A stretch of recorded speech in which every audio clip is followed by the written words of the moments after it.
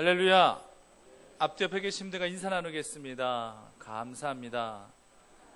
당신에게서 빛이 납니다. 인사하시겠습니다. 당신에게서 빛이 납니다.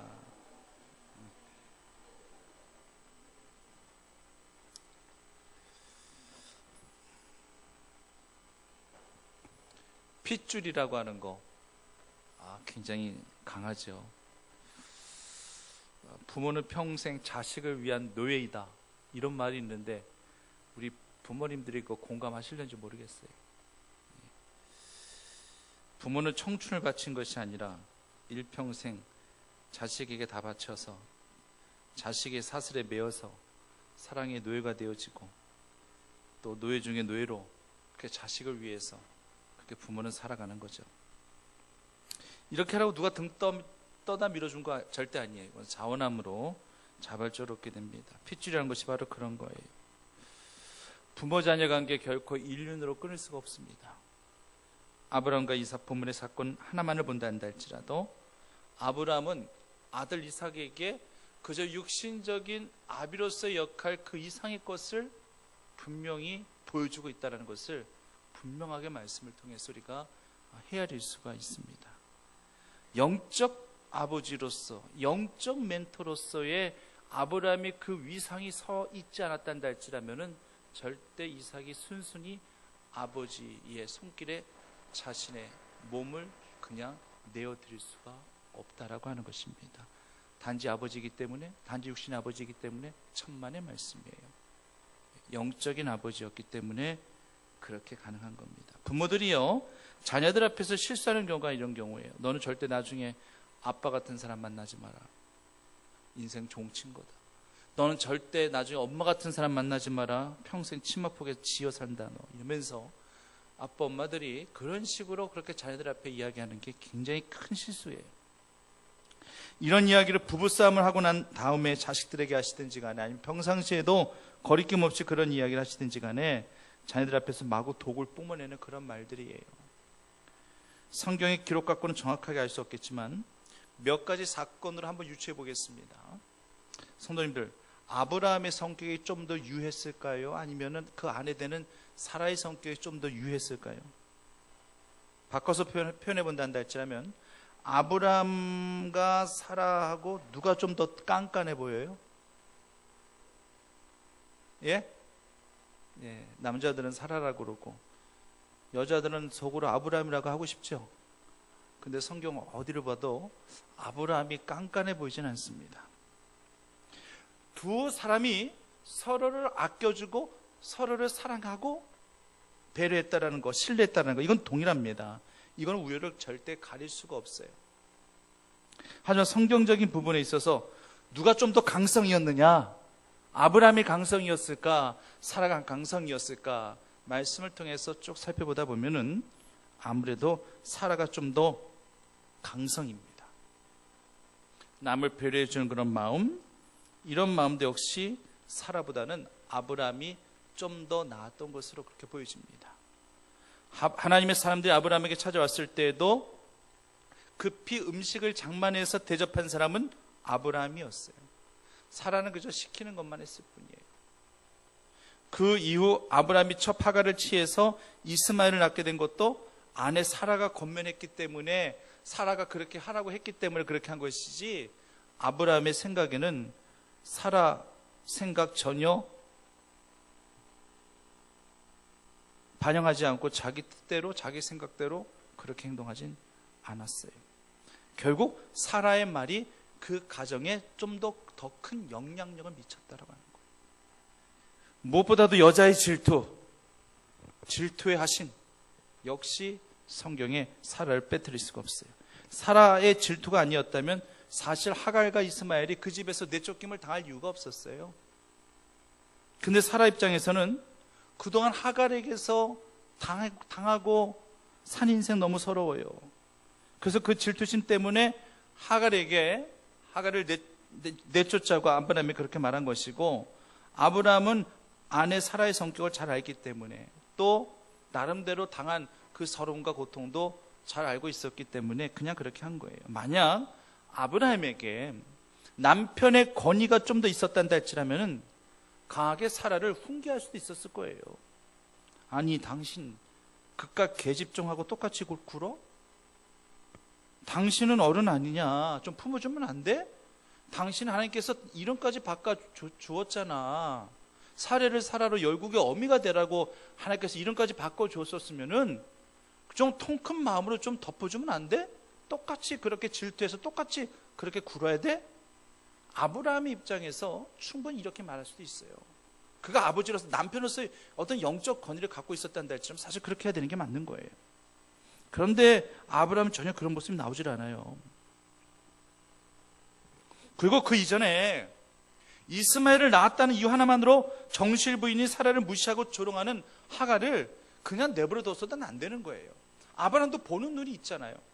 자기 아내 사라가 얼마나 지금 힘겨워하고 있는지, 그 첩 때문에 얼마나 고통스러워하고 있는지 안단다 할지라면 강하게 책망하고 훈계했어야 아브라함이었지만은 그것마저도 성경에 보면 아브라함이 그렇게 강하게 하갈을 훈계했다는 내용이 별로 없어요. 거의 찾아볼 수가 없어요. 그러니까 이런 부분에 있어서 아브라함의 행동이 좀 더 아쉬움은 있습니다. 좀 더 아브라함의 그런 성격적인 부분들이 좀 더 유순해 보였던 것으로 이렇게 사례가 됩니다. 어찌 보면은요, 좋게 생각한다 할지라면은 그 누구보다도 가정의 질서를 준수하고자 했었던 그런 이 아브라함의 모습이 보이는 것이고, 사라를 배려하고 했었던 그런 아브라함의 모습들을 읽을 수가 있습니다. 사라의 고통을 너무나도 그 옆에서 잘 보고 있었으니까, 그래서 배려하는 차원에서 사라를 내쫓을 수도 있었던 거예요. 그 배려심이 오늘 본문에서 또 잘 나타나고 있습니다. 그런데 그 배려심이 어떻게 나타나고 있느냐?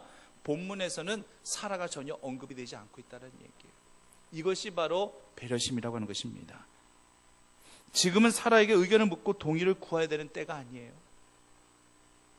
사라에게 아들 이삭을 바쳐야 된다 말을 꺼냈을 때, 그때 동의를 구한다?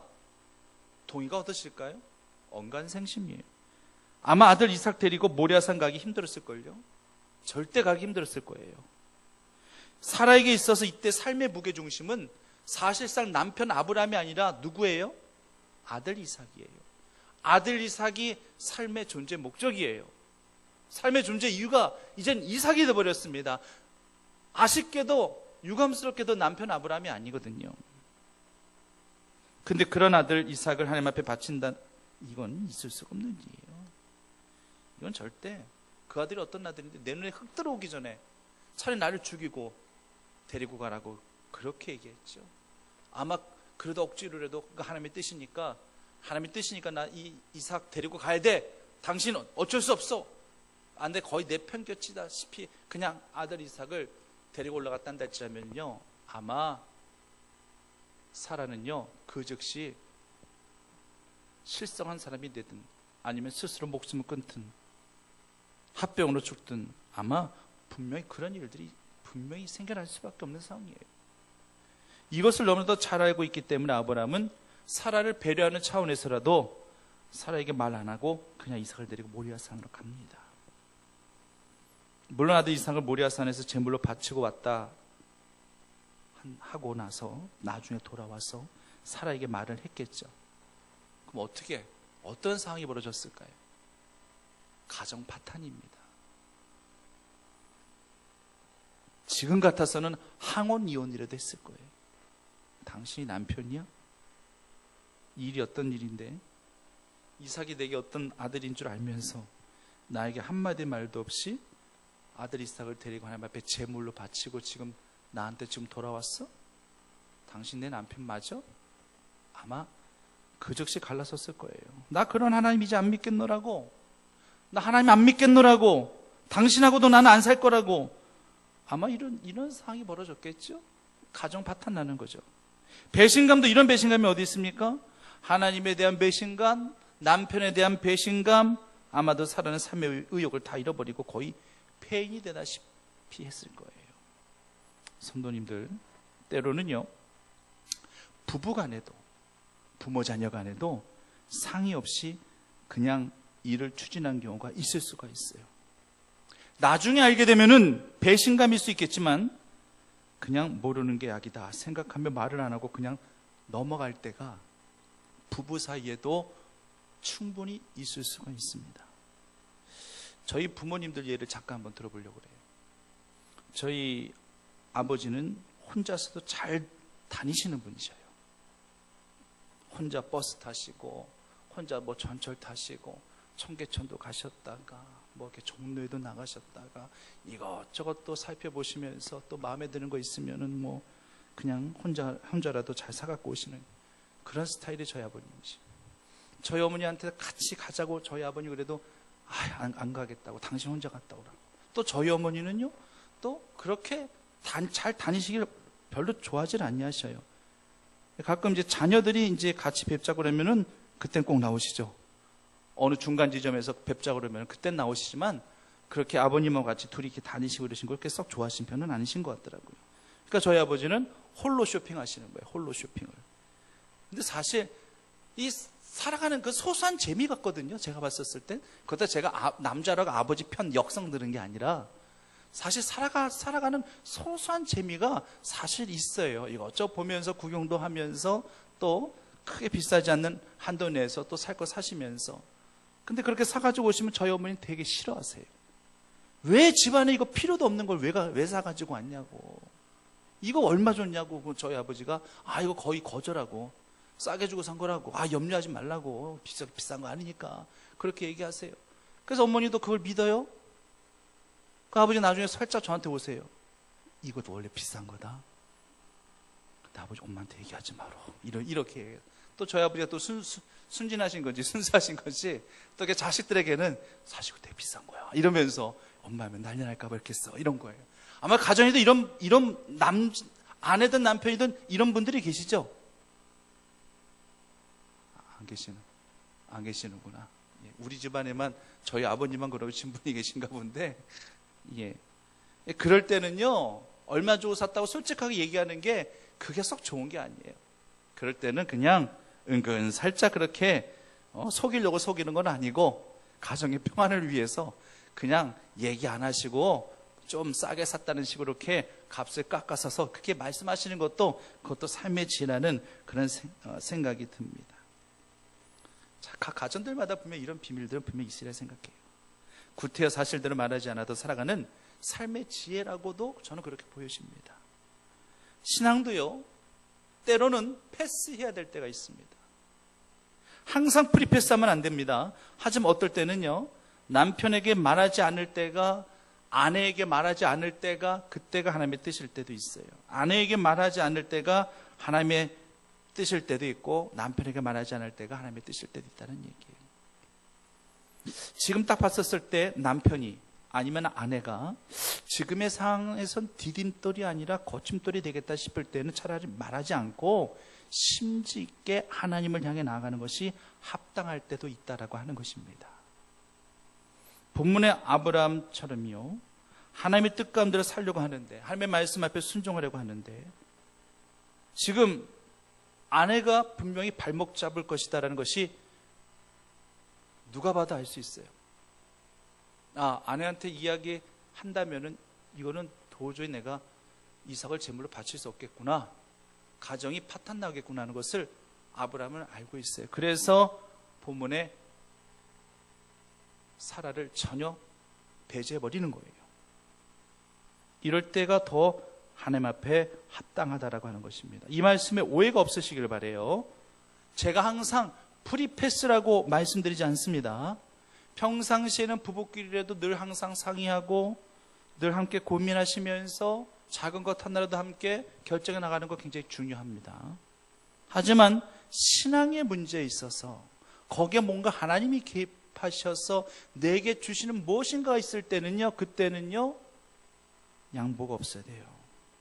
그때 내게 받아 누릴 하나님의 은혜, 그때 놓치면 언제 다시 그런 은혜가 오게 될지 모르기 때문에, 기약이 없기 때문에, 그때 만약 그 상에서 내 남편이 안다든지 내 아내가 안다든지 했었을 때에 실족할 수도 있고, 나 역시도 그로 인해서 또 마음이 어려워질 수도 있고, 그러실 때 그렇게 느껴진다 할지라면 차라리 말을 꺼내지 않는 것이, 이것이 하나님 앞에 합당하다라고 하는 거예요. 왜냐하면 남편이나 나나 아내나 나나 부모나 자식이나 믿음의 정도가 다 다르거든요. 믿음의 정도가 다르기 때문에 나는 의뢰에 당연히 그걸 그렇게 아멘으로 순종으로 받아들일 수 있지만 내 남편은 못 받아들여요. 내 아내는 못 받아들여요. 내 자식은 못 받아들여요. 내 부모님은 받아들이지 못해요. 그럴 때는 차라리 패스를 하고 얘기를 하지 않는 것이, 이것이 하나님 보시기에 합당하다라고 하는 얘기예요. 신앙이 발목 잡히는 거요, 이거 한순간입니다. 뻗어나가야 될 때 뻗어나가지 못하도록 내 목덜미 잡아채는 거, 그 남편이나 아내가 할 수 있는 거예요. 그렇기 때문에 한마음 한뜻으로 한 곳을 바라보며 신앙생활하는 것이 얼마나 중요한지 모릅니다. 믿음의 분량과 정도를 맞춰가면서 정말 부족하다 싶으면 정말로 평균케 하려 하기 위해서 이끌어주는 그런 신앙의 삶이 얼마나 중요한지 모릅니다. 오늘 새벽에도 제가 평균케 하려 하신 하나님에 대해서 잠깐 말씀 메시지 제가 선포했었죠. 믿음의 정도가 다르면 굉장히 힘들어요.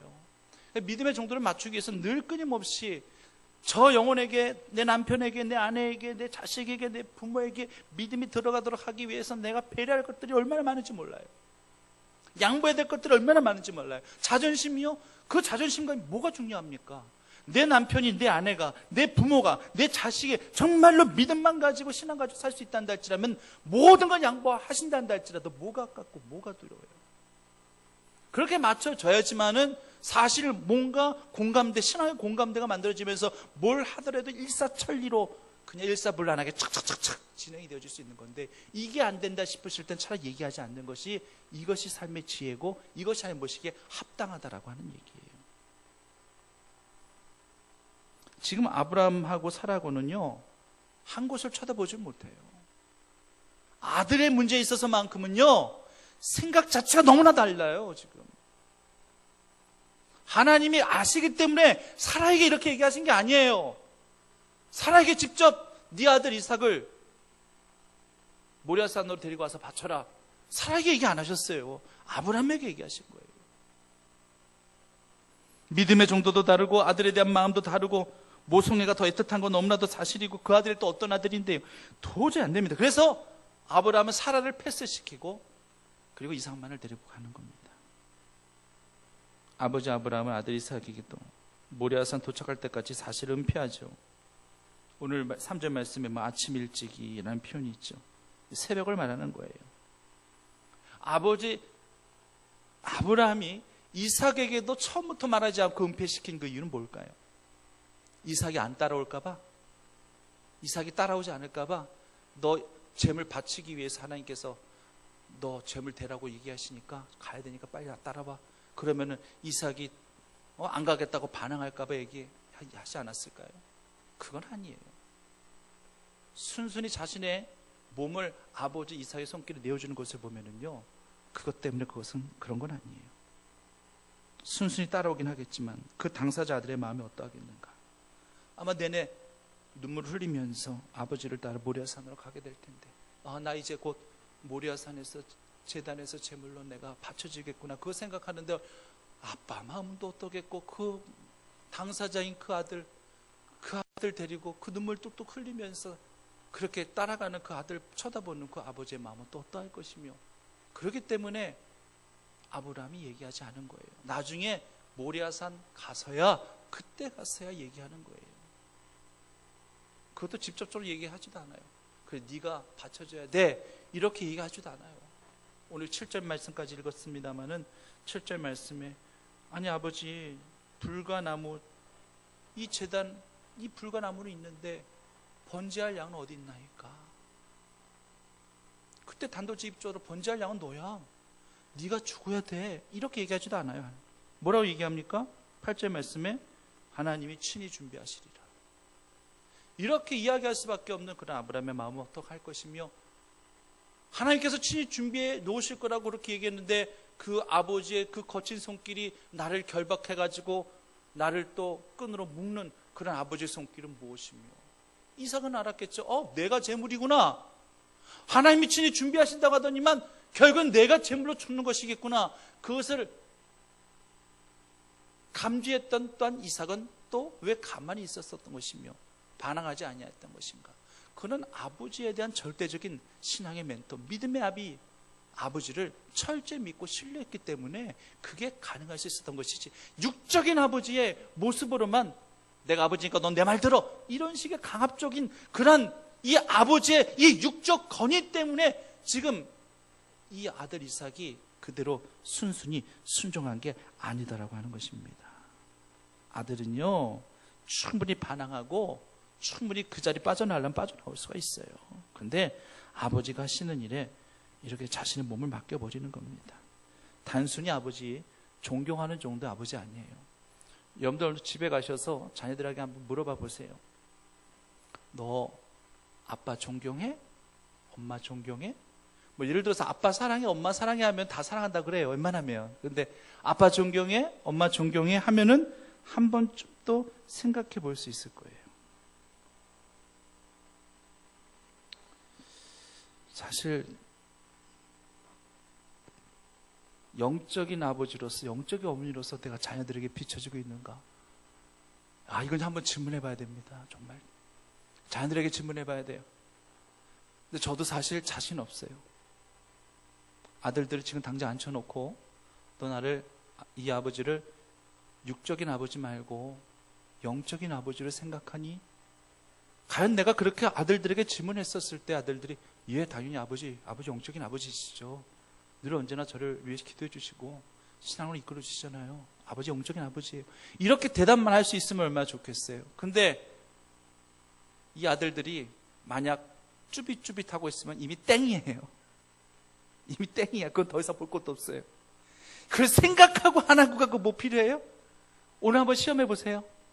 어린 자녀들을 두신 우리 성도님들 가셔서 아무개야 일로 와봐.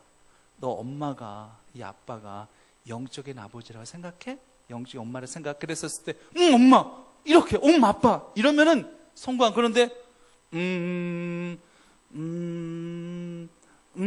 이러면 다 끝나버린 거예요. 더 이상 대답 들으려고 하지도 마셔. 알았어 그냥 그러고 마시면 되는 거예요. 그걸 생각하고 말고가 어디 있습니까? 이삭이 지금 생각하고 말고 지금 한번 내 몸을 맡겨볼까? 지금 아빠 믿을 수 있나? 이게 아니잖아요. 지금 이미 오랫동안 믿음으로 신뢰해 왔었던 아버지예요. 늘 영적인 하나님을 늘 나를 주입시켜 주시고 늘 항상 나를 위해서 기도해 주시고 믿음의 아비라는 거, 존경할 만한 내 신앙의 멘토라는 것을 이미 알고 있었기 때문에 이삭은 그냥 자기 몸을 아버지한테 맡기는 거예요. 육적인 아버지, 육적인 어머니가 영적인 아버지, 영적인 어머니가 된다는 거 정말 힘들고 어려운 일이에요. 정말 여러분들 우리 자녀들에게 영적인 아버지, 영적인 어머니로 여러분들이 인정받고 각인되어지기를 원하신다 할지라면은 먼저 자녀들에게 예배의 훈련을 철저히 시켜주시기를 간절히 바랍니다.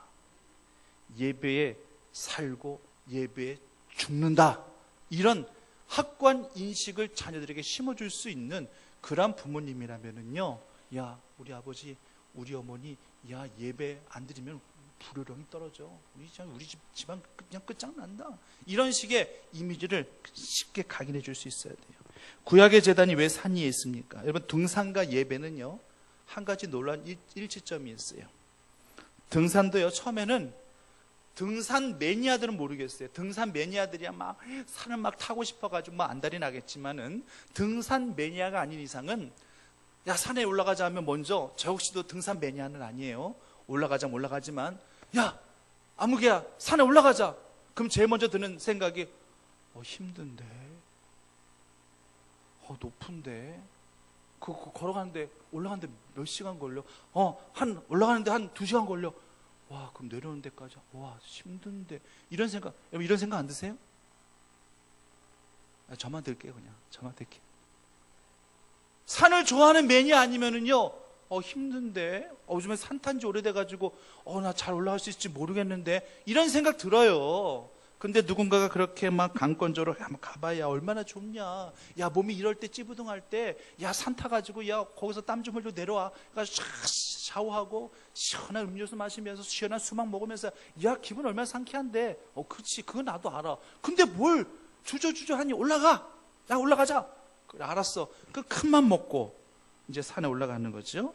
올라가면은 이야, 왜 이렇게 정말 좋은지 올라가가지고 그냥 위에 그냥 그늘이라도 다 잠깐 앉는다든지 거기서 땀을 씻고 시원한, 또 산 위에 올라가면 뭐가 있어요? 약수물이 있죠. 웬만하면 약수터 있는데 없는 데만 가보셨나? 약수물, 시원한 약수물 쫙 먹으면서 그냥 얼마나 기분 좋아요. 아, 저만 좋은 거예요? 이게 반응이 없어요. 이렇게 요즘에 산에 절로 다 잘 안 다니시는구나. 다녀오면은 좋아요. 산이라는 곳은 참 좋아요. 근데 가기까지가 참 결행하기가 쉽지가 않거든요. 이 예배도 마찬가지예요. 예배는요, 내 자신과 싸워야 됩니다. 아, 예배 꼭 가야 돼. 오늘 하루 제끼면 안 돼. 그냥 내 게으름과 또 싸워야 됩니다. 또 예배를 위해서 약간 준비할 것들도 필요해요. 오늘 같은 경우는 이제 또 이건사에서 찬양을 하셨는데, 이건사에 또 이번에 새롭게 권사되신 분들은 나 처음 찬양하는데 나 어떻게 떨려, 막 이런저런 어떤 심적인 부담감도 있을 수 있고요. 막 이런저런 또 이렇게 막 거치는 것들이 막 생겨나게 되고, 이런 것들을 다 극복하고 예배를 드리고 나면은 내가 하나님 앞에 오늘 수예배를 드렸다라는 그런 마음의 감동도 생겨날 수 있는 것이고, 예배드리는 자에게 있어서 그런 기쁨이 또 하나님께서 주어질 수 있도록 그렇게 하게 하시는 거죠. 하나님을 기쁘시게 해드리는 것은 우리의 믿음인 줄 꼭 기억하시기를 간절히 바랍니다. 자녀들에게 영적인 아비, 영적인 어미로서의 그런 모습을 정말 보여드리고 싶으면은요, 가정재단에서부터 가정예배를 만드시고, 그 가정예배를 통해서 또 아이들에 대한 신앙적인 겉면들을 늘 빠뜨리지 마시고, 그 아이들을 붙들고 붙잡고 기도해 주시는 그런 신앙의 부모님들이 되어주시고, 그리고 예배, 주일날 또 예배뿐만 아니라 모든 예배를 정말로 기꺼이 드리고자 하는 그런 아이들의 모습으로 그렇게 훈련을 시켜주시면 지네들이 알아서 우리 아빠 엄마를 영적인 아빠, 영적인 어머니로 그렇게 인정할 수밖에 없다라고 하는 것입니다. 성도님들, 하나님으로부터 반드시 여호와 이레의 축복, 그 축복이 주어지기까지 하나님은 거저 주시는 하나님이시기보다는 이런 하나님께서 허락하신 시험들이 있어요. 그러니까 하나님께서 뭔가 내게 거저 주시는 축복, 이것이 정말 하나님께로부터 왔는지 안 왔는지를 한번 생각해 보셔야 됩니다. 하나님은 웬만하면 거저 주시는 축복이 없어요. 사실 우리 믿음이 합당했었을 때 주시는 축복이지, 내 믿음하고 전혀 무관한 축복을 내게 주셨단다 할지라면은 이것이 과연 하나님으로부터 내가 온 축복인지, 아니면 사탄이 뭔가 나를 세상 가운데 나를 떨어뜨리려고 주는 일시적인 그런 축복 아닌 축복인지, 이것을 생각해 보셔야 된다는 얘기. 여러분, 하나님의 시험과 사탄의 시험이 어떤 차이점이 있는지 아십니까? 하나님이 주시는 시험과 사탄의 시험의 가장 큰 차이점은, 사탄의 시험이라는 것은 다 보여주고 유혹하는 시험이에요. 하나님의 시험은 다 보여주지 않습니다.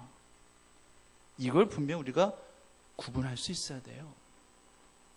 사탄은 일시적으로 우리에게 복 같은 것을 줄 수 있어요. 하지만 알고 봤더니만 그건 복이 아니라 미끼예요. 바다의 고기들이 미끼를 발견하는 순간, 와, 먹잇감이다! 덥석 물죠. 오늘 재수 좋은 날이구나. 오늘 복 받은 날이구나. 오늘 배불리 먹는 날이구나. 고기들은 그렇게 생각하고 그 미끼를 덥석 물겠지만, 덥석 무는 순간 그날의 제삿날이 되는 거잖아요. 사탄의 유혹은 달콤합니다. 이거 사탄의 시험의 특징이에요.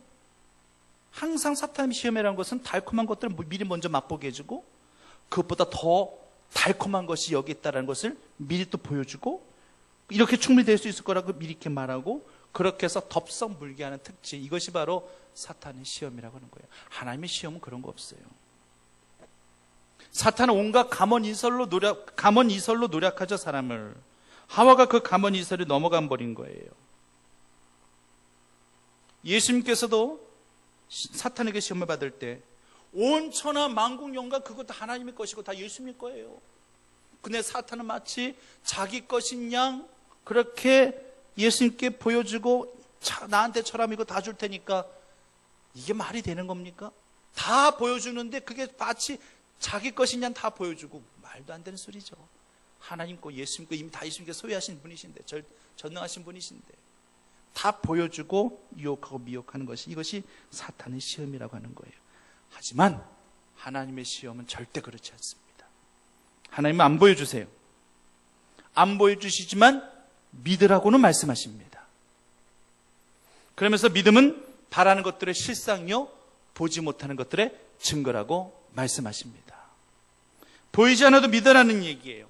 대신 너에게 분명하게 약속하겠다. 그 약속이 언제 이루어질지는 몰라도, 정확하게는 몰라도 너는 그 약속을 믿고 나아가면 그 약속은 분명히 성취되어질 것이다.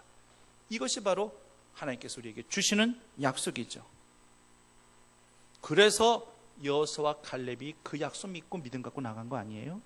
이 땅은 젖과 꿀이 흐르는 땅이요 이 땅을 너에게 줄 것이니라. 그 하나님의 약속 하나 믿고 전진해 나가는 거죠. 어찌 보면은요, 가나안 땅 정탐이 사탄의 시험일 수도 있었을 겁니다. 생각해 보십시오. 하나님이 허락하신 땅이에요. 하나님이 약속하신 땅이고, 그래서 주신 땅입니다. 그런데 그 땅을 탐지해야 될 필요가 있을까요? 그 땅을 굳이 정탐해야 될 그런 필요가 있었을까요? 거기 어떤 민족이 살고 있는지, 어떤 지형의 땅인지 굳이 정탐해야 될 필요성이 있었을까요? 좋아요. 그 땅 하나님께서 우리에게 주셨단다 할지라도 우리가 그 땅 어떤 땅인지 우리가 좀 알아야지. 전략적으로, 전술적으로 이거 어떻게 공격하며 어떻게 또 나갈 것인지를 알아야 되니까 그 땅을 정탐해야 될 필요는 있는 거 아닙니까? 그렇게 말씀하신다면 맞아요. 좋아요. 그런 차원이라면 전략적으로, 전술적으로 필요하니까 정탐하는 게 필요하다는 거 인정합니다. 하지만 정탐을 하더라도 기본적인 베이스는 하나님의 말씀, 하나님의 약속이 되어야 되는 거 아닙니까? 기본적인 베이스가 지금 완전히 망가뜨려졌는데 그 이후에 무슨 정탐이 필요한 얘기예요? 이 땅을 이스라엘 민족에게 주시려 한 하나님의 약속을 신뢰하는 그 신뢰를 바탕으로 그 땅을 정탐을 해야 되는 것인데, 그 약속 다 잊어버리고 내 눈에 보여지는 것으로만 정탐하다 보니까 다른 정탐꾼들은 안 된다고만 보가는 거예요. 안 됩니다. 이 땅은 안 됩니다. 그렇단다. 이건 사탄의 시험이에요. 눈에 보이는 현실만을 가지고 판단하게 하는 거, 그건 사탄의 시험이죠. 그래서 하나님이 준비하신 그 약속의 땅에 못 들어가게 하는 거, 이거 충분히 사탄의 시험일 수도 있는 거예요. 이런 측면이란다 할지라면 가나안 땅을 정탐하는 것은 이건 사탄의 시험입니다. 성도님들, 하나님의 시험은요, 보이지 않아도 믿고 나아가라고 하는 것입니다. 하나님은 안 보여주세요. 본문에서도요, 뿔 걸린 수양, 아브라함의 눈에 보였나요? 안 보였나요? 안 보였어요. 하나님의 음성이 들리기 전까지는 안 보였습니다. 일부러 하나님이 그 뿔 걸린 수양을 감춰놓으신 건가요? 아브라함이 혹시라도 볼까봐 풀석 같은 걸로 그냥 막 얼기설키 그냥 가려가지고 뿔 걸린 수양을 가려놓으신 것일까요? 마치 모자이크 처리하듯 그렇게 해놓으신 것이었을까요? 아니요. 하나님 그렇게 하실 분이 아니에요. 아브라함이 모리아산 제단 올라왔을 때 이미 그 뿔 걸린 수양은요, 그 아브라함의 근처에 있었어요. 그렇기 때문에 눈을 들어 아브라함 눈 한 번 들어 살펴보니까 한 수양이, 뿔에 걸려있는 수양이 보여졌던 거예요. 가까운 곳에 있었었는데 아브라함이 그걸 볼 여유도 없고요. 보려고 했다면 볼 수도 있었겠지만 그걸 볼 여유도 없고요. 그걸 본다고 해도 자신이 지금 감당해야 될 이 순종, 이 사명하고 무슨 상관이 있는 것이겠느냐, 의미조차 부여할 수도 없는 거예요. 하나님의 은혜라고 하는 것은, 하나님의 축복이라고 하는 것은 이렇게 보이지 않는 상황에서도 믿음으로 내 자신을 온전히 내어드릴 수 있을 때, 이때 준비된 축복과 은혜는 우리에게 다가오는 줄 믿으시기를 간절히 바랍니다. 이 말씀이, 이 뿔 걸린 수양도 굉장히 의미가 있어요. 우리는요, 하나님 제발 좀 내 눈에 보게 해주세요. 내서 좀 만질 수 있게 좀 해주세요. 하나님, 나 믿음으로 지금 순종하잖아요. 믿음으로 나아가잖아요. 그럼 나에게도 이런 축복 주셔야 되는 거 맞잖아요. 제발 주세요, 제발. 이젠 좀 때가 됐지 않습니까? 우리가 하나님 앞에 이렇게 구할 때 많죠. 이렇게 기도할 때 많죠. 근데 하나님께서는 이렇게 얘기하실 때 뿔 걸린 수양처럼 얘기하실 때가 있어요. 이미 보여줬는데 네가 지금 육적인 눈 갖고 보니까 네가 못 보는 거야. 네가 영적인 영안의 눈을 뜨고 봐봐. 이미 나 너에게 줬는데 왜 그거 못 보니? 하나님 우리에게 이렇게 얘기하실 수 있는 거예요. 가장 가까운 곳에서 이미 하나님께서는 그 약속의 응답을 허락하여 주셨는데 그건 못 보고 그저 우리는 그저 내가 바라봐야 되는 거, 내가 봐야 되는 그런 형상을, 이미지를 내가 딱 심어놓고서 그거 보려고 하니까 그게 안 보이니까 기도 응답이 없다고 생각하는 것 뿐인 거예요. 그렇기 때문에 내가 보고자 하는 그 형상, 내가 보고자 하는 그 이미지로만 그걸 보지 마시고 전체적으로 하나님께서 내게 주신 그 은혜들을 하나하나 다 새록새록 되새기면서 되새김질 하시면서 내게 이미 허락하신 은혜, 이미 나에게 주신 거구나, 이미 내게 지금 보여주신 것이었구나 하는 것들을 볼 수 있고 또 소유 삼아 가실 수 있는 여러분들 되시기를 간절히 바랍니다. 말씀 정리합니다. 우리 모두가 아브라함과 같은 가정이 되어지기를 간절히 바랍니다. 부부가 또 부모와 자녀들이 모두 하나님의 말씀을 신뢰함으로 더욱 돈독한 신앙관계를 만들어 가셨으면 좋겠고요. 신앙의 멘토, 육적인 아비 어미가 아니라 영적인 아비 어미가 꼭 되어 주실 수 있도록 늘 예배에 그 제물로 하나님 앞에 올려드리는 그 신앙이 있어서 아이들에게 늘 강력하게 교육시키시고 그렇게 훈련시켜 주실 수 있는 믿음의 부부가 되시기를, 믿음의 부모가 되시기를 간절히 원합니다. 때는 어떨 때에는요, 하나님의 뜻이라면은 타협하지 마시고 지조 있게, 일관성 있게 밀고 나가시는 그런 신앙의 모습을 또 남편에게, 아내에게, 또 자녀들에게, 부모에게 보여주실 수 있는 선한 영향력을 행사하실 수 있는 믿음의 가족 구성원들이 다 되어지기만을 간절히 축원합니다. 하나님, 이런 가정, 이런 가족 구성원이 되게 하여 주시옵소서. 서로 아껴주고 신뢰하며 배려해주는 아브라함과 사라 같은 그런 마음.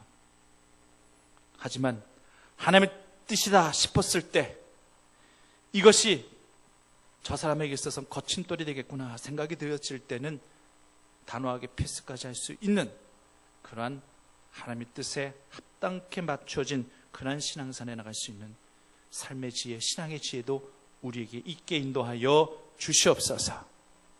아버지 하나님, 믿음의 멘토, 신앙의 멘토가 되게 하시길 간절히 원합니다. 영적 아비, 영적 어미가 지금 되고 있는지 자녀들에게 한번 물어보게 하십시오.